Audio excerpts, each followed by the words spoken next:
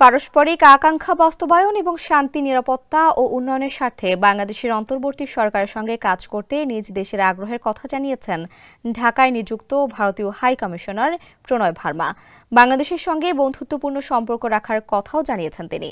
মঙ্গলবার বিকেল ৪টার দিকে আগরতলা ত্রিপুরার ঘটনায় ভারতীয় হাই কমিশনারকে তলব করা হলে তিনি পররাষ্ট্র মন্ত্রণালয়ে হাজির হন। পরে ভারপ্রাপ্ত পররাষ্ট্র সচিব এম রিয়াজ হামিদুল্লাহর সঙ্গে বৈঠক শেষে সাংবাদিকদের সাথে কথা বলেন তিনি।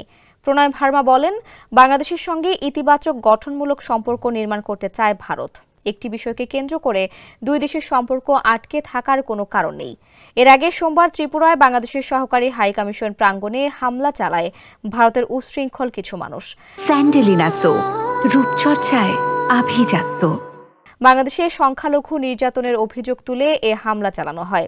একই দিনে মুম্বাইয়ের বাংলাদেশ সহকারী হাই কমিশনের কাছাকাছি বিশ্ব হিন্দু পরিষদের আয়োজনে কয়েকশো লোক বিক্ষোভ করেন। হিন্দু সংঘর্ষ সমিতি হল VHPর সহযোগী সংগঠন।